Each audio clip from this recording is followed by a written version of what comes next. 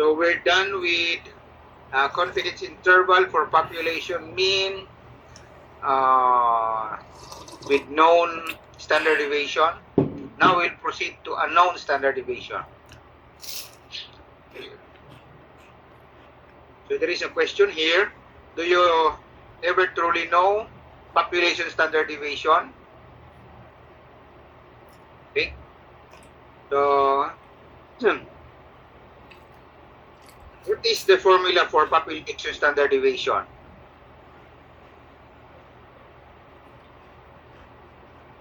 It's equal to summation of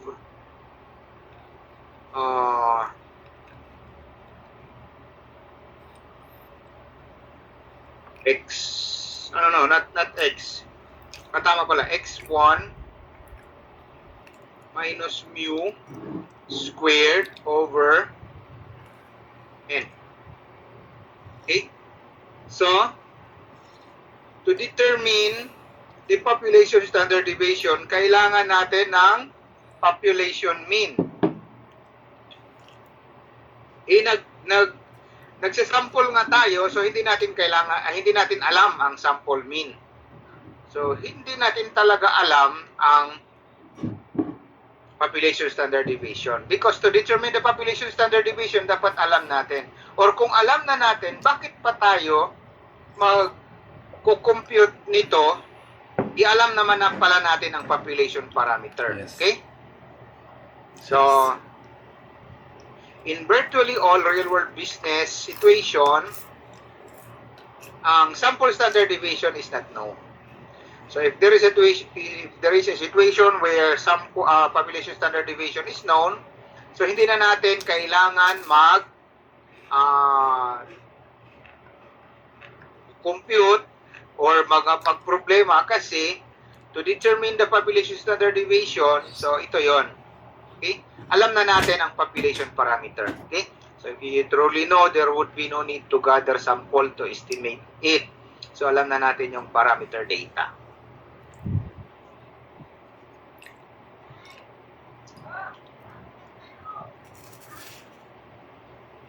So to proceed with the confidence interval for the population mean, if the population standard deviation is unknown, so if the population standard is unknown, we will substitute or we can substitute from population standard deviation to sample standard deviation.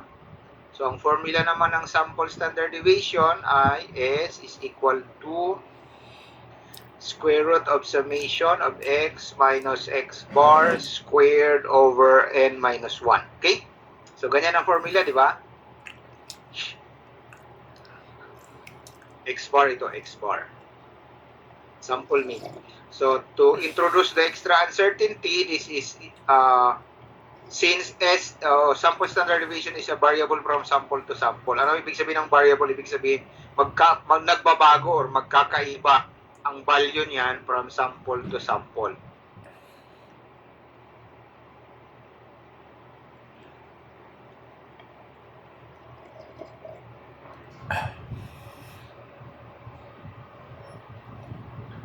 So instead na Z distribution, gagamit tayo ng T distribution.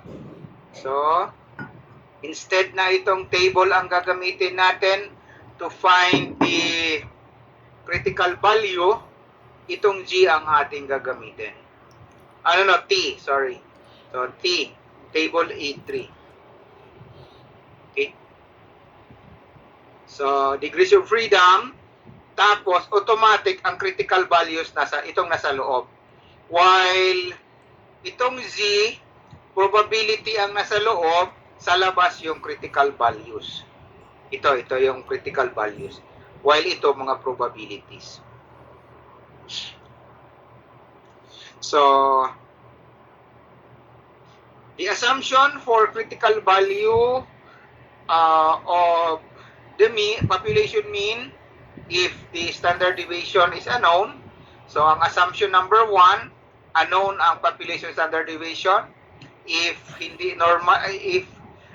population is normally distributed, if not, use a large sample. Okay? So So, hindi Z ang ating gagamitin, instead na T. So, the confidence interval, so magiging, ko naman, palagi itong ng bird. Hanggang ngayon, hindi ko pa ma-master itong tablet ko eh. X bar, sorry.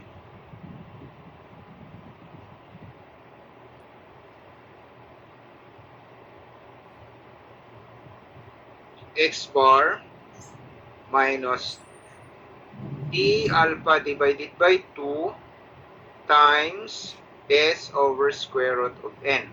As for the lower limit, X bar plus T alpha kakainis.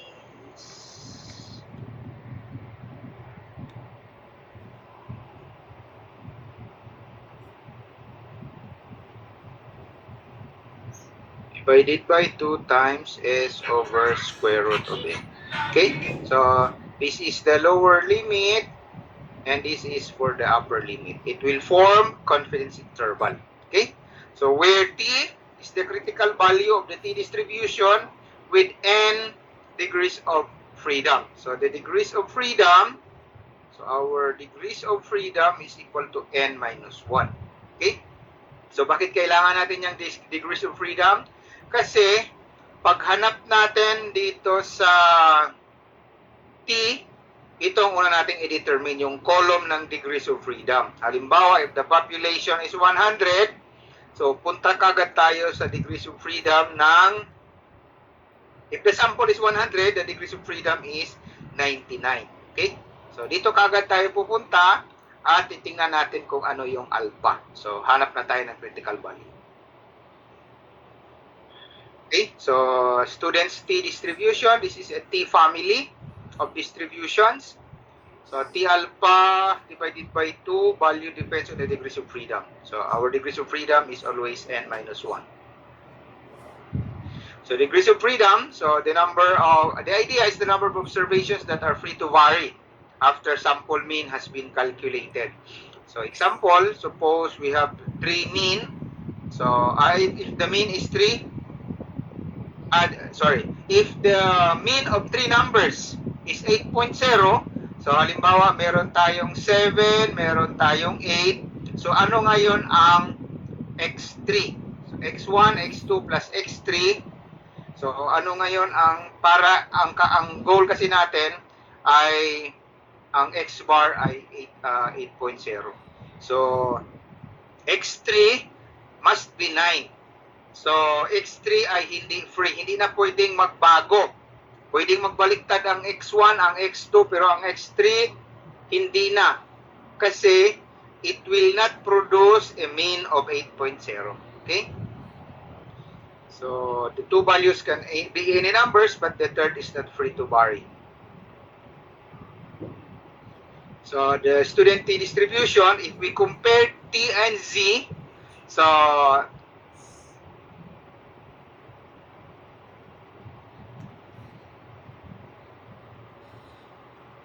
ang ideal, of course, ay normal distribution, that is G. Pero, para makahabol ang T sa G, para magiging almost normal ang distribution using T, the secret is just to increase the number of sample. As the number of sample is larger, mas magiging almost normal ang distribution ng T. Okay? So example, ganito ang itsura pag ang degrees of freedom ay 5. Pag ang degrees of freedom ay 5, ano ang N yan? Ano ang sample size?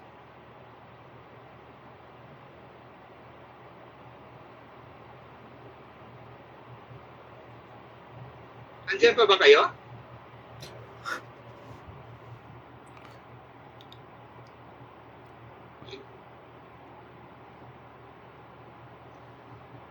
Ano ang formula ng degrees of freedom? Degrees of freedom is N minus 1. Okay? So N minus 1. kung ang degrees of freedom ay 5, 4. 5. 5 plus 1, 6. Your n is 6. Okay? Plus 1 mo lang. Okay? So, kung may n ka na 6, ganito ang itsura ng normal distribution equivalent. Ito naman ang blue pag 14. So, as we increase the number of sample, magiging almost normal distribution or standard normal distribution ang result ng T. Okay?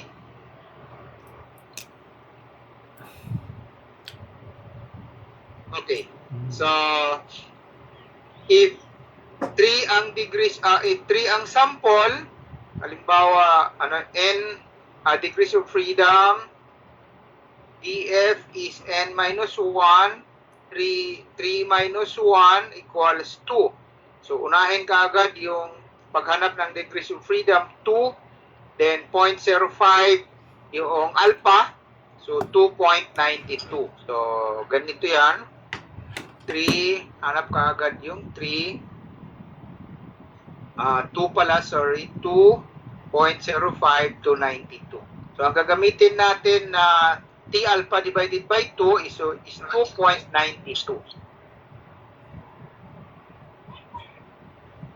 Paki-off yung may nakabukas na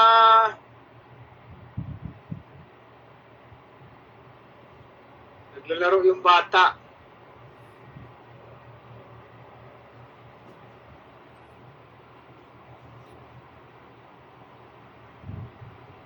Okay.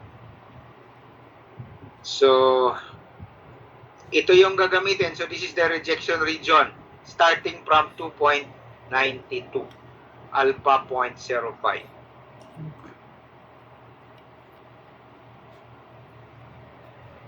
Okay. So, if we compare the T distribution critical values to Z critical values, if we want a confidence level of 80%, kung ang degrees of freedom ay 10, degrees of freedom ay 10, ang critical value ay 1.372. So, kung ang degrees of freedom ay 10, ano ang n yan? 11. Kung ang degrees of freedom ay 20, 21 ang n. Pag 30, 31 ang n. So, pag infinite, so Z distribution na yan. So, pag 11 ang sample, ang critical value, pag 80% ang confidence interval, 1.372. Pag 21, 1.325. Pag 31, 1.3. So, as it increases, malapit na siya sa standard normal na critical value. Pag 90% naman, ganun din. Pag 90%, 95%, ganun din. So, ang sikreto sa sampling, derive or get larger sample para mas malapit tayo doon sa standard normal distribution result, even if T distribution ang ating ginagamit. Okay. So, the confidence interval, if for T distribution, a random sample of n 25 has a mean of 50 and sample standard deviation of 8, form a 95% confidence interval. So, given n 25, x bar 50 is 8. So, T alpha divided by 2 is 2.0639. So, paano yan nahahanap? 25 minus ang degrees of freedom natin. 25 minus 1 equals 24. So, since 0.25 because alpha divided by 2, so 24 24 tapos hanapin yung 0.025. Ito yon, 0.0639. Okay? Unahin ang degrees of freedom tapos yung alpha. So, yun yung critical value. Okay? So, degrees of freedom, alpha, okay. So, the confidence interval is x bar minus t alpha divided by 2 times s over square root of n. Tapos x bar plus t alpha divided by 2 times s over square root of n. Okay? So, 50 x 50 minus 2.0639 times 8 over square root of 25 tapos 50 plus 2.0639 times 8 over square root of 25. So, 8 over 5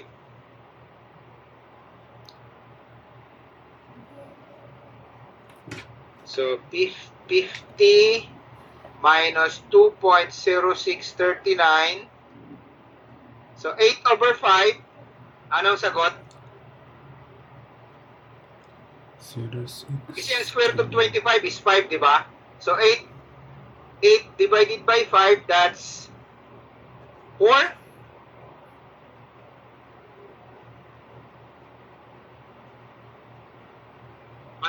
Not 4.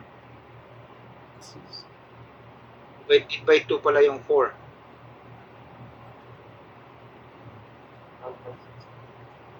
Ha? 1.6. Okay, lakasan. 1.6. Okay? Oh, sorry. Hindi mo kaya ng undo,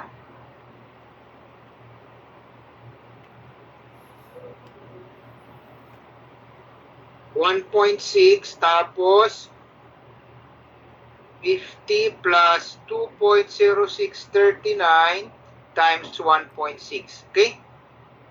So, 1.6 times 2.0639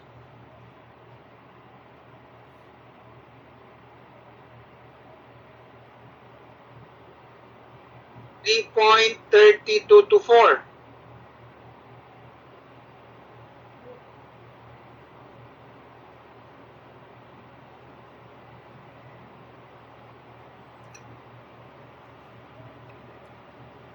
Okay. So, ang lower limit, ito na yung result. Ang upper limit, ito na yung result. 40.698.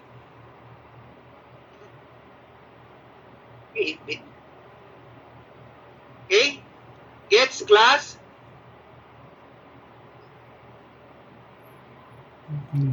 Okay, questions? Wala? Okay, sige.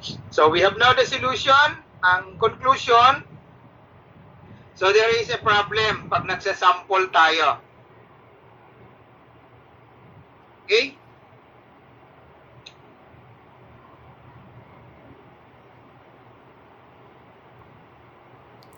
Ano ang problem dito? Kung assumption natin ay,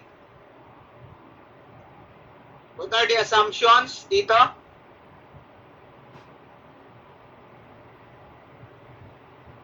Normal, number one, standard deviation is unknown.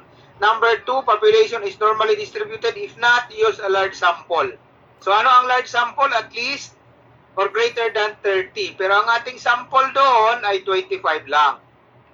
So, we need to prove na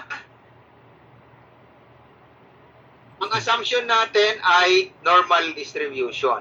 So, kailangan natin gagawa ng normal PP plot or box plot to check if ang ating distribution ay normal. Okay? So, yun yung additional na gagawin pag nagtiti. Pero, pag over 30 or large sample ang ginagamit, approximately it is normal.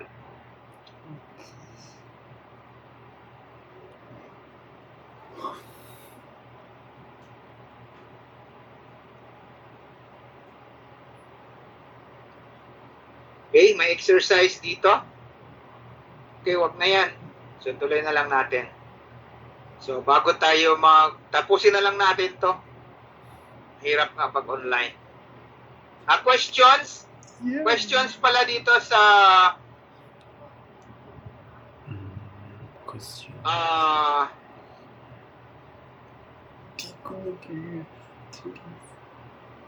Confidence interval for the mean or for population mean? None. Okay, sige. Okay, excuse lang class ha. May check lang ako sa labas ng bahay namin. Parang dumaan yung truck ng basura. Teka lang class ha. Okay. Okay, so saan na tayo? So since there is no question, tuloy na tayo. Please exercise. Ilan na to? Hindi, idagdag ko na lang to sa exam. Pero makita nyo naman yung practice. Sige, practice na lang ito.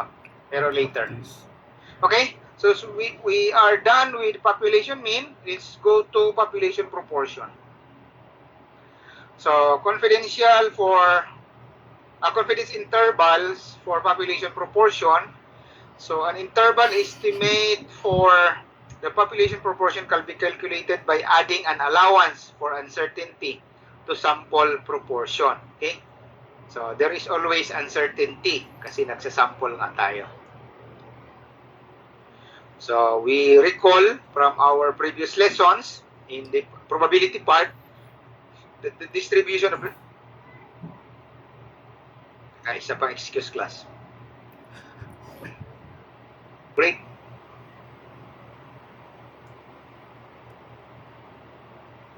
Okay. So we recall our previous lessons from the probability. Okay. So the sample proportion is approximately normal if the sample size is large. Okay. Ang standard deviation of the sample proportion is square root of pi times 1 minus pi over n. So, we will estimate this since population ito, gagamit tayo ng P. Okay? So, instead na pi, P ang ating gagamitin to estimate the population proportion. So, the confidence interval for population proportion is P plus minus G. So, instead na TG ang ating gagamitin dito kasi proportion. We are talking about part of the population naman.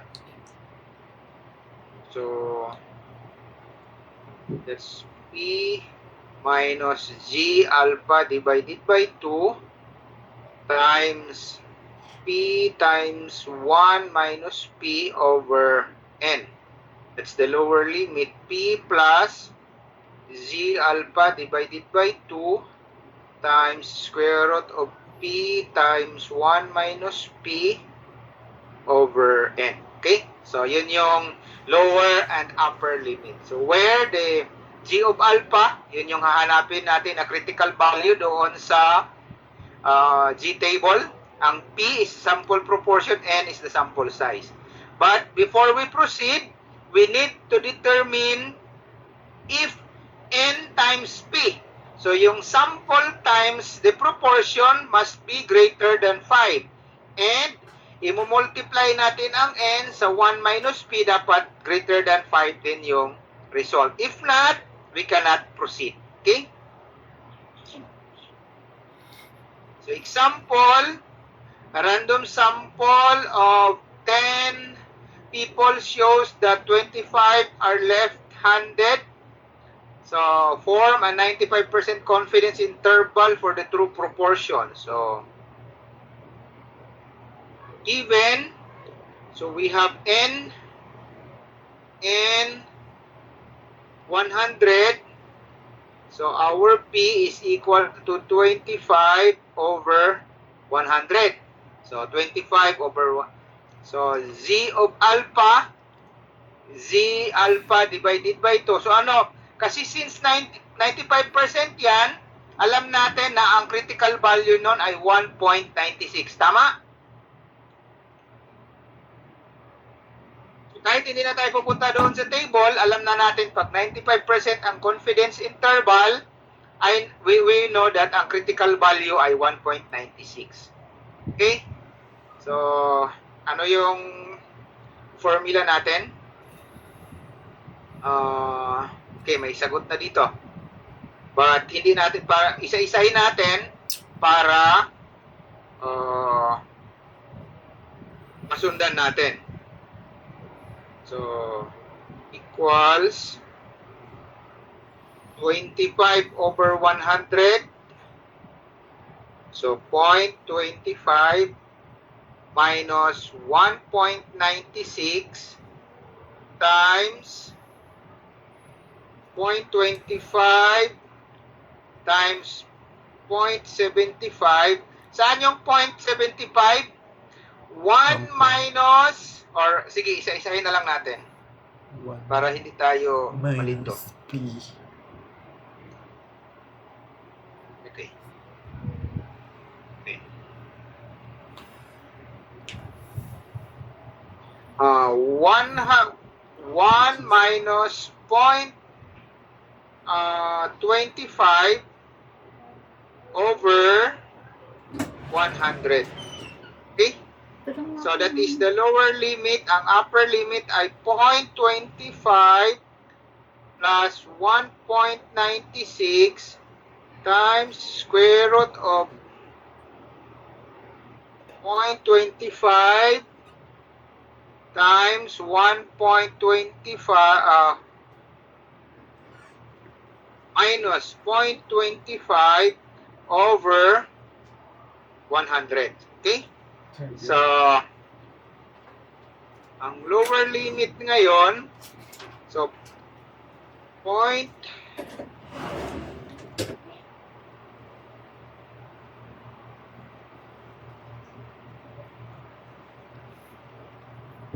Asan na?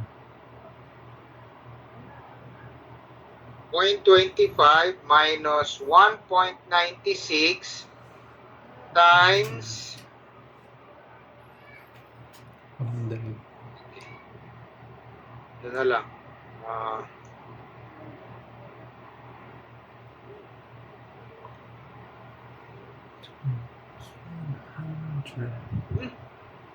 This is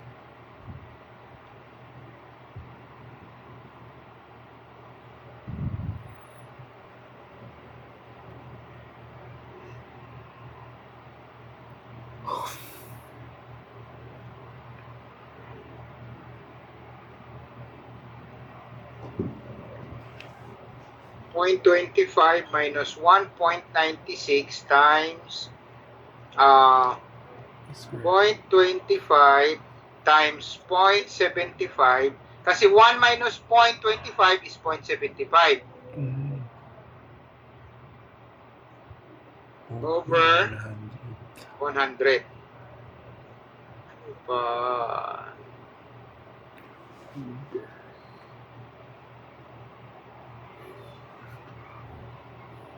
Tapos, the upper limit, 0.25 plus 1.96 times square root of 0.25 times 0.75 over 100. Okay? So, ang magiging result nito, ito. So, i-try nyo rin ha, itong result nito ay 0.0433. Okay? So, but you try para ma-determine nyo na tama ang inyong ginawa. Okay? So, 0.25 minus 1.96 times 0.75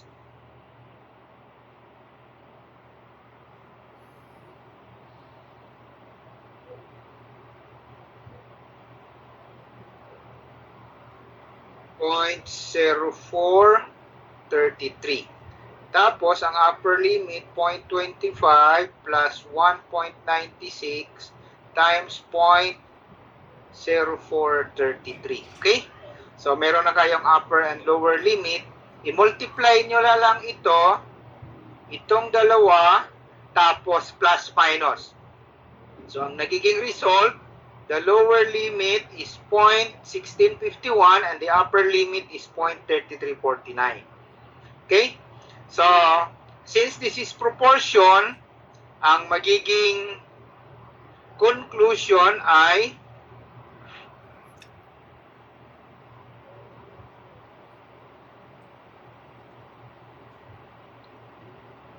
we are 95% confident that the true percentage of left-handers in the population is between 16.51% and 33.49%. Okay? So it is between 16.51% and the maximum is 30. So outside that is not within the 95%. Although the interval is 0.1651 to 0.3349, may or may not contain the true proportion. 95% of the intervals formed from sample size of 100 in this manner will contain the true proportion. So, ganun lang naman kasimple. You can restate that or you can state according to your own understanding.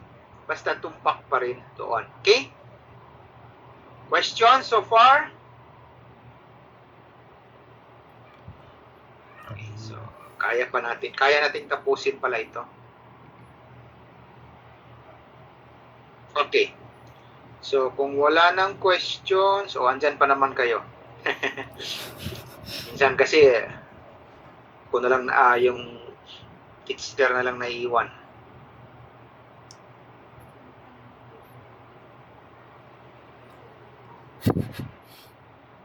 Okay, we are done with the confidence intervals. So, we proceed to determining the sample size. So, ganun din, to determine the sample size, we will use the proportion and we will use the mean. So, in determining the sample size, we will get the error, the sampling error. So, yun yung magiging natin. The required sample size can be found to reach the desired margin of error because it is prone to error because we are just doing the sample. Okay, with a specified level of confidence, 1 minus alpha. So, the margin of error is always called sampling error. So the amount of imprecision. So imprecision meaning na we are not precise in the estimate of the population parameter. So we are not 100% precise. There is less than 100%. The amount added and subtracted to the point estimate to form the confidence interval. Diba? Plus minus pag confidence interval. So, to determine the sample size, ito yung confidence interval, ito yung error. Okay? So, this is now the error. And we will get that error, palabasin natin tong n na ito because ito yung sample. Okay? And, using the mathematical formula, okay? So, magiging, ang final formula ay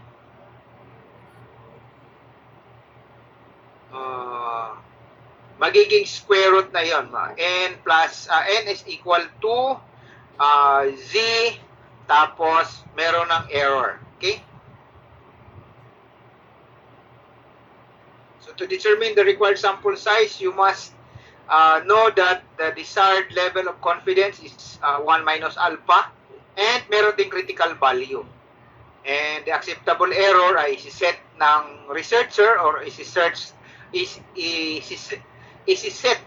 ng funder. Halimbawa, pag gumawa kayo ng market research or other research, syempre kung saan ang galing ang pondo, sila ang magsiset. And the standard deviation. Okay? So, ang final formula, Z, ito yung Z tapos standard deviation error. Bakit nagiging square root yan? Kasi squared ang n.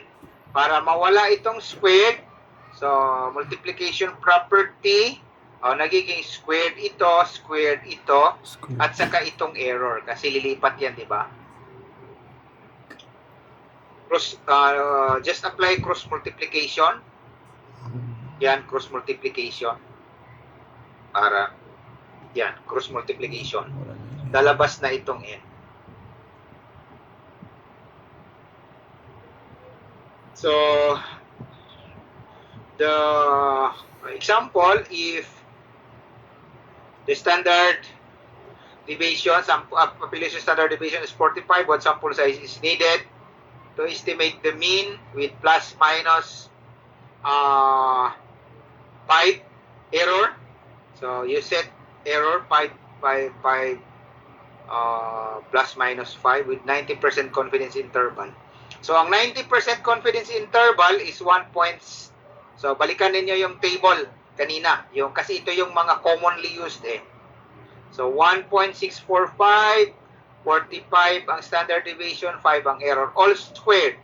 Okay? So, the result is 2.19. 0.19. You check ha. I-check ninyo ang how it is derived. Kasi, 1.6 squared times 45 squared. Of course, i-square nyo muna. Okay? Ito, 25, 45 squared. Tapos, the result is 2.19. Always round up. Kasi wala namang tao na 0.19. So, ang magiging n na kailangan ninyo ay 220. So, ang ginamit natin dito ay population standard deviation. So the same question kanina. Dapat unknown ang ito. Kasi kung known, alam na natin ang population. Okay?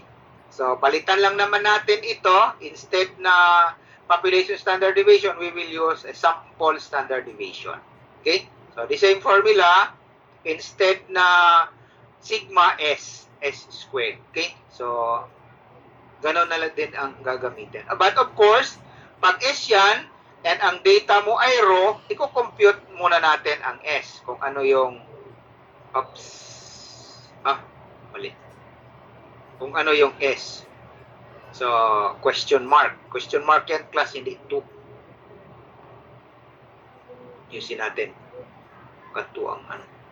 So, ano yung S? So, go back to the formula ng S. Sample standard deviation. Okay? So, to determine the sample size using the proportion, so, ito yung error na part. Okay? So, Z times alpha, di ba X bar plus minus. So, palabasin natin ito. Again, cross multiplication, magiging G square. So, walang square root. Walang square root kasi nasa square root naman ito eh. Squared pala, sorry, na squared. So, Z lang ang walang square root at saka error. Ay ang nagiging squared. Okay? Ito lang naging squared because hindi siya part dito. Okay? So, N is equal to Z, yung critical value, squared times pi, 1 minus pi over error squared. Okay? So, to determine the required sample size, for the proportion, we must determine the level of confidence, 95%, 90%, 99%. So, para malaman natin ang critical value ng ating gagamitin. Then, the acceptable error. So, the true proportion of the event. So, kung walang mga nangyaring study or pilot test na naganap to determine the sample proportion, we can use an estimate of 0.05. Okay? Conservative na yan. Safe. Ibig sabihin, safe na. Okay? Nagagamitin. Not 0.05. 0.5. Sorry. 0.5. Ito, 0.5.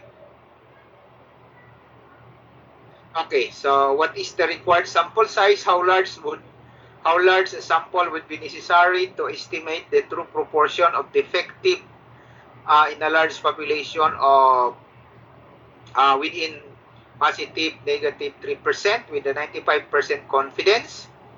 So, alam na, given error 3% or 0.03, 95% ang confidence ang critical value, so that's 1.96. Since may ginawa ng pilot pilot study, so meron na tayong sample proportion na P, na 0.12. Okay? So, error 0.03, 1.96. Okay. So, error 1.96 squared, 12, ito proportion 12, 1.12, ito yon 1, tapos, bakit decimal? Kasi percent yon. So, 3%, positive plus minus 3%, so 0.03 squared. So, the sample needed is 451, round up.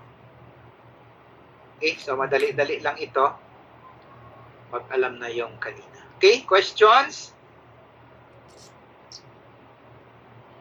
Okay, so wala. Okay, so nandito na tayo, matatapos na pala tayo. So, applications of confidence intervals in auditing. So, 6 advantage of statistical sampling in auditing. So, ang sampling is less consuming and less costly. O, kaya nga tayo magsasample. Mabilis at saka medyo makamura-mura. Sampling provides objective way to calculate the sample size in advance. Okay, so dapat alam natin, bago tayo mag-conduct ng study, alam na natin ang ating sample size. Huwag yung doon pa tayo magtatansa kung nandyan na. Sampling provides results that are objectives and defensible. Kahit magkakasuhan, kasi meron dito, court of law. Kaya bang idepensa ang iyong ginawa pagdating, lalo na pag pera ang pinag-usapan, matindi yun. Okay, alam naman ninyo ngayon ang nangyayari. Sampling provides an estimate of sampling error always. Na mayroong error. Sampling is often more accurate for drawing conclusion about large population. Okay, that's why we are doing sample. Kasi pag large population ang ating i-census, malaki ang kailangan ng pera. Allows auditor to combine and then evaluate. So halimbawa, yung mga malalaking agency, DepEd. Imagine mo yung DepEd, ilang elementary school yan, ilang high school, ilang senior high school, tapos provincial offices, regional offices, meron pang central office, tapos meron pang attached agencies. Grabe kalaki ng DepEd na yan. Kung mag-audit yan sila sa financial or management, abutin sila ng siyam-siyam kung i-census. Kaya, sample, the same method ang gagamitin. Okay? Kaya kung nagpapa-ESO yan sila, nagkakandak ng audit financial yung COA, so i-report lang yan lahat sa central office. Okay? So pareho ang kinakandak yan lahat. Okay? Ethical issues, confidence interval estimate, so should always be included. Okay? Huwag yung diretso point estimate, X bar lang. The level of confidence should always be reported. Sample size should be reported. An interpretation of the confidence interval should also be provided. So, alam nyo na paano gagawin. Basta pag tanungin kayo, pag nagma-market research kayo, you can defend based on what you proposed. Example, kailangan nyo ng 5 million. So, yes, our result is worth 5 million. Okay? So, that's all. That's all for today. Okay, questions? Walang questions? Yan ang gusto ko ba? Walang questions? Sige, kasi online kasi ito, kailangan nyo mag-open ng camera. Stop sharing na ako. Nakikita po yun. Para mag-screenshot tayo. 3